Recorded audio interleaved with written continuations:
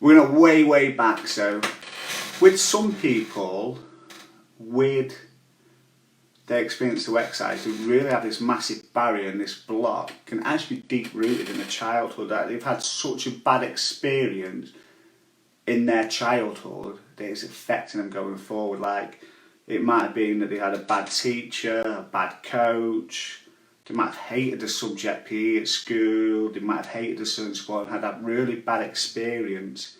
And sometimes it's important to acknowledge that and just say to yourself, hang on a minute, I'm not going to let that part of my life affect what's going forward, yeah?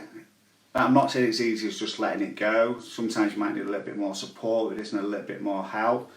We're not going to go into too much detail in this talk today about it. I mean, obviously we can help you.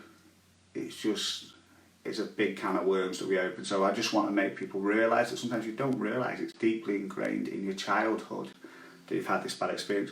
Like I say, most of you will be further on than this because you're at Man Be Fat, and that's a great thing to do. Okay, cool.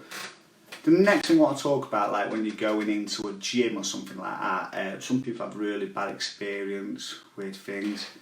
Hi Dan, good to see you watching, mate. Good to see you watching. Lads, we love a bit of banter. Sometimes it goes a little bit too far. And I just want to share a story of my personal experience. Obviously I'm partly deaf, you probably won't be able to tell that from this, but I'm partly deaf, so got a little bit of banter, a little bit of borderline growing up as a kid and that. And when I went to do my A-level PE, I walked into the room and there was a lad that played a fine line between picking on and bullying and whatnot. And he was in the class.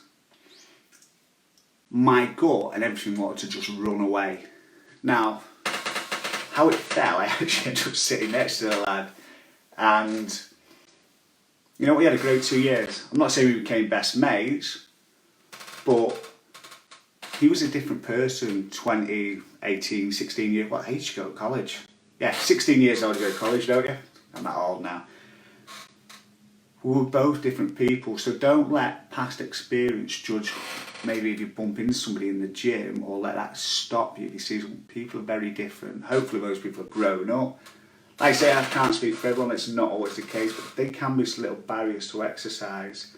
Going back to the childhood thing again, if it's been such a bad experience, it's not necessarily a case of walking straight into a gym, or it's not a case of door sets, but there's different ways to do this. So the way I've done it with some clients in the past is I've actually gone and met them at home. I've introduced myself, we started training them at home, we got them used to it, got used to how you do certain things, how you train.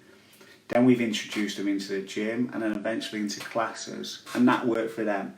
So if you do have a deep-rooted bad experience with training, that might be a way around it for you, is look to bring someone into the home where you feel comfortable, and then it can grow from there.